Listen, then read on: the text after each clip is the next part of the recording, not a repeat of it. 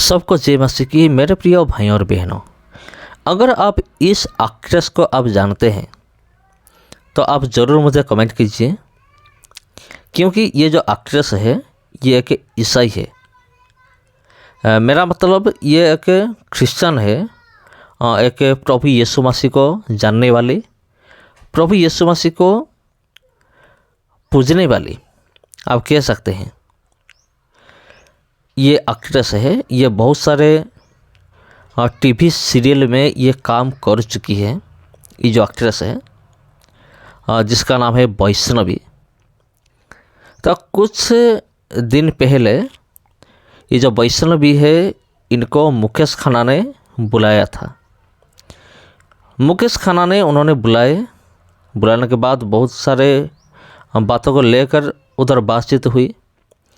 तो उधर मुकेश खन्ना के सामने ये वैष्णवी प्रभु यीशु मसीह के बारे में बता रहे हैं। आप तो जानते होंगे मुकेश खन्ना वो भी एक एक्टर है। फिल्मों में कम मात्रा में वो काम कर चुके हैं, लेकिन सीरियल में वो जो शक्तिमान सीरियल है ना, आपको पता होगा, उधर ये शक्तिमान के रूप में वो काम कर चुके हैं। और ये जो शक्तिमान सीरियल उसी टाइम बहुत फेमस था, इसीलिए बहुत सारे लोग इनको जानते हैं। इन्होंने वैष्णवी को बुलाया अपने स्टूडियो में और बहुत सारे बातचीत हुई उधर। उनके बीच वैष्णवी जिसने प्रभु यीशु मसीह को अपना उद्धारकर्ता के रूप में स्वीकार किया है, ग्रहण किया है प्रभु यीशु मसीह को, वो एक ईसाई है, ईसाई एक्ट्रेस है। उन्होंने मुकेश खन्ना के सामने उन्होंने टेस्टिमनी दी उन्होंने कि परमेश्वर ने उनको कैसे बुलाया, परमेश्वर और परमेश्वर ने कैसे काम किया।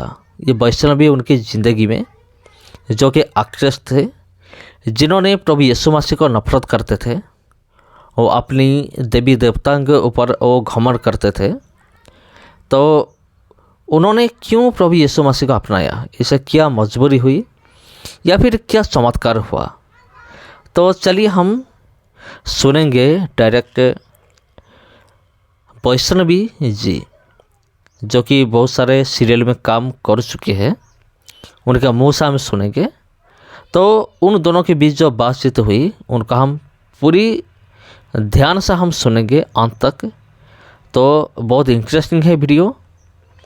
तो खुशी की बात है, सिर्फ छोटी जाति का लोग नहीं, बड़े बड़े लोग भी प्रभु यीशु मसीह के पास आ रहे हैं। तो चलिए हम शुरू करते हैं। के बारे में तो जानते ही, और ज़रूरी नहीं है कि जानते हो, लेकिन हो सकता है बहुत लोग टीवी नहीं देखते हो। मैं टीवी और फिल्म एक्ट्रेस हूँ। मेरे जीवन में जो कुछ भी हुआ वो भरोसे से बहुत जुड़ा हुआ है, इसलिए मैं आपके साथ भरोसे के बारे में कुछ बांटना चाहती हूँ। मैं ये आप लोगों के साथ क्यों बांट रही हूँ, क्योंकि अभी आप में से कई लोगों की अभी शुरुआत है सफ़र की, और इस सफ़र में सबसे ज़्यादा आपको ज़रूरत पड़ने वाली है भरोसे की। क्योंकि मेरी जो शुरुआत हुई थी वो आप ही के उम्र से भी कम उम्र में मेरी शुरुआत हुई थी प्रभु के साथ, एक बहुत ही अनोखे तरीके से। और एक वचन है मेरे जीवन में जिसने मुझे आज यहाँ लाकर खड़ा किया है, और वो वचन भी हम देखेंगे आगे। लेकिन भरोसा मतलब क्या है? भरोसा हम जानते, हम एक पत्नी अपने पति पर भरोसा करती, पति अपने पत्नी पर भरोसा, जरूरी है कि नहीं? यहाँ जितनी पत्नियां हैं मानती है क्या बिना भरोसे के रिश्ता होता है? किसी के पास ऐसा रिश्ता बिना भरोसे के? हम भरोसा करते तो ही रिश्ता कायम होता है। तो भरोसा बहुत जरूरी है। लेकिन सही मायने में बाइबल के अनुसार भरोसा क्या है? एक बच्चा, एक पेड़ पर एक छोटा सा बच्चा बैठा है, और उसकी छोटा बच्चा और उसके माँ बाप नीचे खड़े हुए, माँ या बाप, वो सोचता नहीं है कि अब मैं जंप करूंगा तो मैं नीचे गिरूंगा। उसको पूरा भरोसा है कि उसके माँ या बाप उसे अपने इसमें ले लेंगे। वो ज्यादा सोचता नहीं है। उस तरह का भरोसा बाइबल उसके बारे में बात करता है, एक बच्चे के जैसे। यीशु ने कहा ना, जब तक तुम बच्चों की तरह नहीं बनोगे तो परमेश्वर के राज्य में प्रवेश नहीं कर सकते। क्यों ऐसा बोला? क्योंकि वहां पे भरोसे की जरूरत होती है। और वो भरोसा एक बच्चा करता है अपने माँ बाप पे, सोचता नहीं है अरे थोड़ा सा इधर हो गया तो मैं गिर जाऊंगा, उधर हो गया। वो अपने आप को छोड़ देता है अपने माता पिता के हाथों में। वो माता पिता जो फिर भी पूरे सिद्ध नहीं है, हो सकता है वो चूक जाए, तो हमारा परमेश्वर कितना सिद्ध है ना, आमेन। तो हमारा परमेश्वर कितना कितना महान है और हम कितना अपने आप को उसके अंदर छोड़ सकते हैं, उस तरह का भरोसा।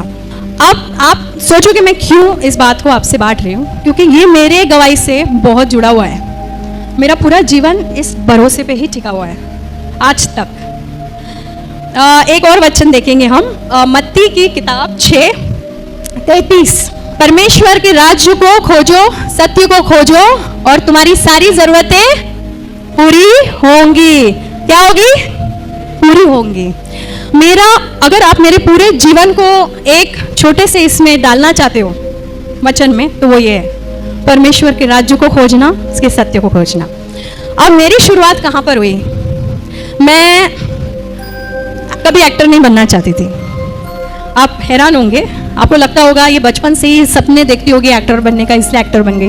मैं आप लोग से इसलिए बांट रही हूँ क्योंकि कभी कभी हम सोचते कि हमारे जीवन में ऐसा होना चाहिए, लेकिन परमेश्वर की योजना आपके लिए उससे बेहतर होगी अगर आप उस पर भरोसा करोगे। तो किस तरह का भरोसा? वो बच्चे की तरह। किस तरह का भरोसा? उस कुर्सी पे बैठने वाला भरोसा, अपने जीवन की गाड़ी का ड्राइवर उसे बनाना। आमेन। तो मेरी शुरुआत जब हुई, मैं बहुत छोटी थी, 11 साल के एज में।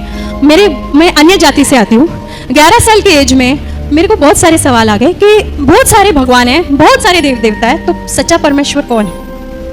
वो मेरे 11 साल के एज में मेरे माइंड में आना शुरू हुआ कि हम यहाँ पर है क्यों?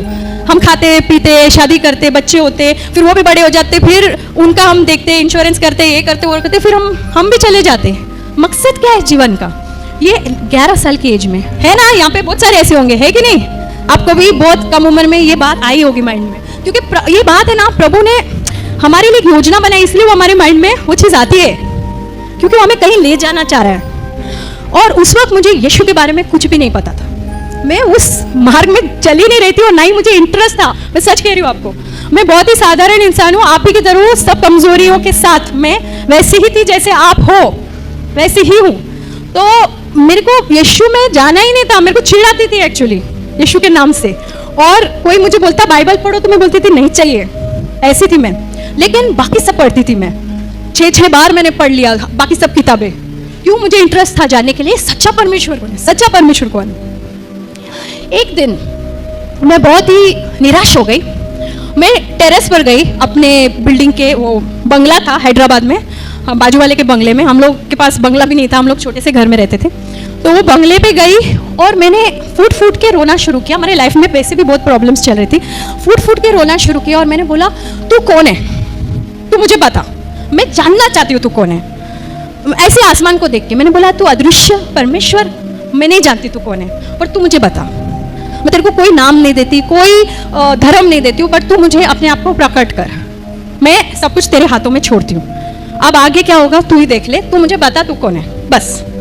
और मेरे को रातों को नींद नहीं आती थी इस बात को लेकर कि परमेश्वर कौन है एक्चुअली, वो एक जीवित परमेश्वर कौन है इतने सारे नामों में। और फिर ये मैंने बात उनके हाथों में छोड़ दी। मुझे साइंटिस्ट बनना था, पढ़ाई में बहुत रुचि थी मेरी, और हालांकि पढ़ाई में बहुत गैप्स आए प्रॉब्लम की वजह से। तो जब मैं 10वीं कर रही थी मुझे लगा कि मैं कॉलेज भी जाऊंगी। मेरा प्राइवेट 10th कर रही थी, मैंने फॉर्म्स भी भर दिए थे। ये जब मैं 16 साल की थी, ये तब की बात है।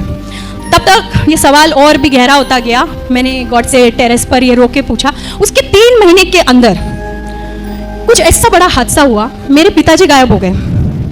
वो मुंबई में रहते थे, हमारे खर्चे के लिए यहाँ से मुंबई से हैदराबाद पैसे भेजते थे। उसी खर्चे पे, उसी पैसे पे हमारा घर चलता था, रेंट, खाना पीना जो भी है। मैं, मेरी मम्मी और मेरी छोटी बहन। अब वो कहाँ गायब हो गए पता नहीं, ना पैसे आ रहे ना फ़ोन आ रहा है, मुंबई फ़ोन कर रहे तो कुछ पता नहीं, कुछ पता नहीं। ये 3 महीने के अंदर जो मैं टेरेस पे जाके यीशु से, परमेश्वर से, यीशु तो तभी पता ही नहीं था, परमेश्वर से मैंने बोला तू मुझे रास्ता बता, तू कौन है। ये 3 महीने के अंदर ये सब कुछ होने लगा। मेरा SSC कंप्लीट हो गया, तब तक कॉलेज के फॉर्म्स भरने तैयारी हो रही थी।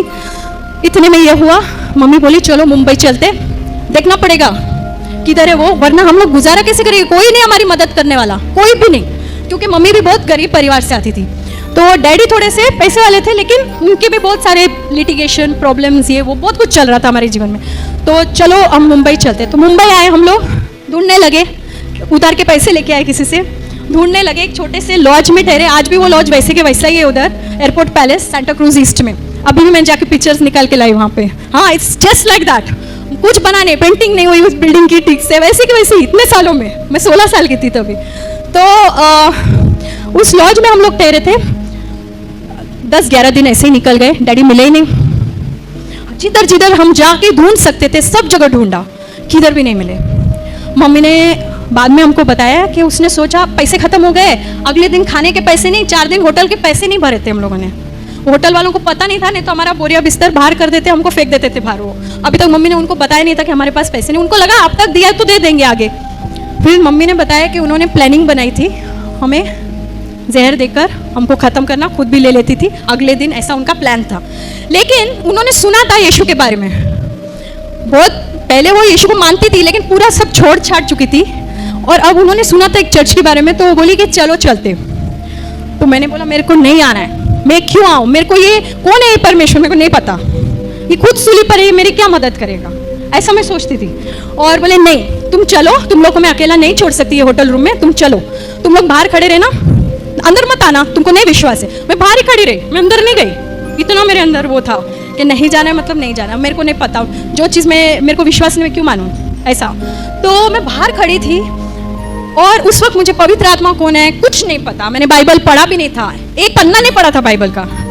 सडनली मुझे वहाँ पर ऐसा महसूस हुआ कि किसी ने ऐसे बकेट भर भर के मेरे ऊपर है ना ऐसा प्रेम उंडेल रहा है, ऐसा शांति, प्रेम, आनंद और जॉय जैसे पूरा मेरी आंखें ऐसे भर आई और मैं रोने लग गई। अनकंट्रोलेबल क्राइम, मेरा पूरा शरीर ऐसे काँप रहा था और मुझे समझ में नहीं आ रहा मुझे उधर क्या हो रहा है। मैं बाहर वरांडा में खड़ी हूँ, अंदर भी नहीं गई, मुझे समझ में नहीं आ रहा है क्या हो रहा है। मम्मी बाहर आई तो बोली क्या हो गया, मैंने बोला कुछ हो रहा है मुझे, तो बोली चल चल अभी चलते। तो मम्मी रूम में आई, कुछ बुकलेट्स थे, वो दोपहर में भी प्रार्थना कर रही थी मम्मी। मेरी सिस्टर को भी इतना कुछ पढ़ा नहीं था, वो समझ ही नहीं थी, वो 12 साल की थी तभी। शाम के 6 बजे मैं अपने रूम का दरवाज़ा, होटल रूम का खोलते, वहाँ पे एक वरांडा है, 3 रूम ऐसे थे, 3 रूम ऐसे, नीचे रिसेप्शन था, छोटा सा लॉज था, बिल्कुल हमारे चौखट के बाहर। अगले दिन खाने के पैसे नहीं, यहाँ वो उस दिन लास्ट था हमारे पास खाने के पैसे, बिल्कुल हमारे चौखट के बाहर 100 रुपये का ऐसा bundle, just outside our door. ऐसे ऐसे नोट जो बैंक से निकले हुए, जिसपे एक पेन या पान का दाग नहीं, उन दिनों में तो बहुत गंदे नोट होते थे, ऐसा नोट जैसे अभी किसी ने बैंक से निकाला हो, ऐसा नोट मैं हाथ में, मैं कांप रही हूँ। मैं मम्मी को जाके दिया तो मम्मी ने बोला कि इधर ही रख पैसे, बोलना मत पैसे हमारे पास से, नहीं तो कोई भी बोलेगा मेरा है करके, नीचे जा पूछ कि किसी का पैसा गुम हो गया है या चोरी हुआ है कि क्या है। हो सकता है कस्टमर जब सामने वाला हो उसके पॉकेट से गिर गया हो, नीचे जाके पूछा वो वेटर वो लोग से, तो बोले बेबी ऐसा क्यों पूछ रहे हो, ऐसा तो कुछ नहीं है। तो मैं ऊपर आके मम्मी को बोला ऐसा कुछ नहीं है। फिर हमने वो पैसे गिने, 4 दिन हमारे होटल का उसमें पैसा था, 4 दिन का वो भरने का, और आगे के 3-4 दिन हम 3 टाइम का खाना हम लोग तीनों खा सकते थे, उतना पैसा उस बंडल के अंदर था। मैं बोली कौन है ये भाई, पहली बार गए, मैं तो मानती भी नहीं हूँ, इतनी जगह गए, इतना कुछ किया, जीवन ऐसा ही ऐसा जा रहा है, ये क्या है। एक तो मुझे उधर कुछ महसूस भी हुआ, तो मेरा माइंड वहीं से चेंज होना शुरू हो गया था कि कुछ तो है, something different about this Jesus Christ. तो मैं जानना चाहती, फिर मेरा पूरा वहाँ से उत्साहित था बड़ा, मैं और जानना चाहती हूँ यीशु के बारे में कि कौन है जो शाम को जवाब आता है, सुबह में प्रॉब्लम और शाम को सलूशन। तो मैंने बोला मुझे जानना है। उतने में और भी बहुत सारे चमत्कार हुए।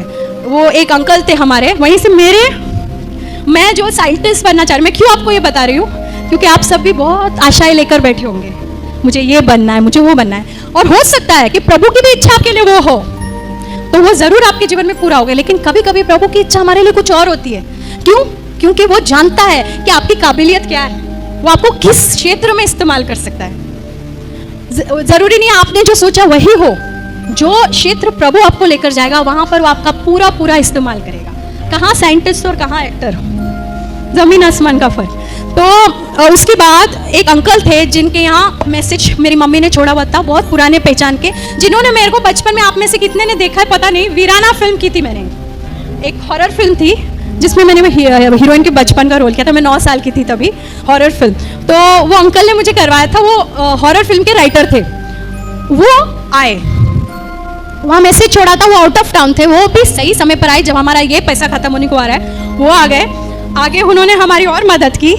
और सबसे बड़ा चमत्कार, वो वहाँ बैठते हैं, एक फ़ोन लगाते हैं, एक बहुत भले मानुस को, जो एक फैमिली टाइप आदमी थे, बिजनेसमैन थे, उन्होंने फिल्म बनाने की सोची थी लेकिन उनका फिल्म फ्लॉप हो गया था।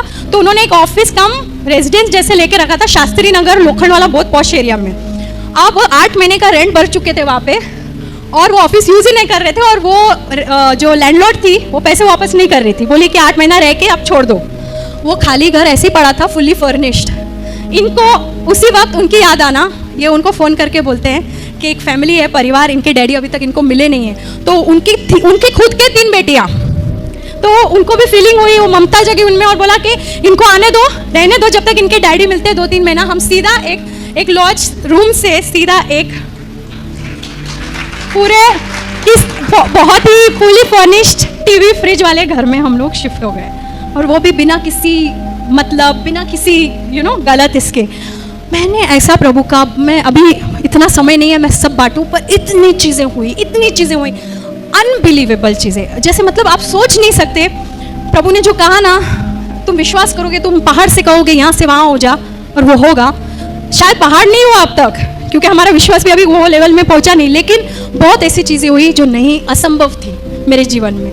और बहुत बड़ी कहानी को थोड़ा छोटा करते हुए, मैं ऐसे एक्टर बनी, वहाँ से मेरी शुरुआत हुई। मुझे फिल्म्स मिलते गए, मेरा फोटो सेशन फ्री में हो गया, फिल्म्स मिलते गए, नया प्रोड्यूसर, नया हीरो, फिल्म बनी नहीं, अच्छे लोग थे, गलत काम नहीं था उसमें, फिल्म्स बनी नहीं लेकिन पैसे आते रहे। 3-4 फिल्में बनी नहीं मेरी, पर मेरे को पैसे मिलते रहे, मेरा गुजारा शुरू हो गया। डैडी मिले ही नहीं, 2 साल बाद मिले डैडी। अब वो दूसरी कहानी मैं बोलना नहीं चाहती, लेकिन वो 2 साल तक नहीं मिले। 2 साल तक पिता परमेश्वर ने हमारी रक्षा की, पिता परमेश्वर ने हमें देखा, हमें उस मोड़ पर आने नहीं दिया जहाँ पे गेम खत्म, क्या बोलते हैं बनता लैंग्वेज में, गेम खत्म, खलास, वो नहीं होने दिया। और हमें सुरक्षित संभाल कर रखा, हमारी सारी ज़रूरतें पूरा करता गया। और मैं ये नहीं कह रही हूँ कि सब कुछ स्मूथ हो गया, वो भी गलत होगा। परीक्षाएं आई और आती है, अगर हम प्रभु के वचन में पूरी तरह से विश्वास करके उन पर निर्भर होकर पूरा भरोसा करेंगे, तो हमारा भविष्य सुनहरा ही नहीं, सफल ही नहीं, बहुत बहुत अच्छा होगा। आप सब इतिहास बनाने वाले बन जाएंगे, आमेन, यस, सब इतिहास बनाने वाले बन जाएंगे। अभी शक्तिमान, मैं नहीं कहती हूँ मैंने कोई बड़ा काम किया है, कोई मतलब देश को बचाने वाला काम है, ऐसा कुछ नहीं है, लेकिन शक्तिमान इतिहास के पन्ने में चला गया है। और किसने? प्रभु ने किया मेरे जीवन में, धन्यवाद हो उनका। और आने वाले कल में बहुत कुछ होने वाला है, मुझे पता है। अभी वो क्या कहा ब्रदर ने, पिक्चर अभी बाकी है, अभी खत्म नहीं हुई है पिक्चर, आमेन। सो आइए हम खड़े होकर प्रभु के लिए गाना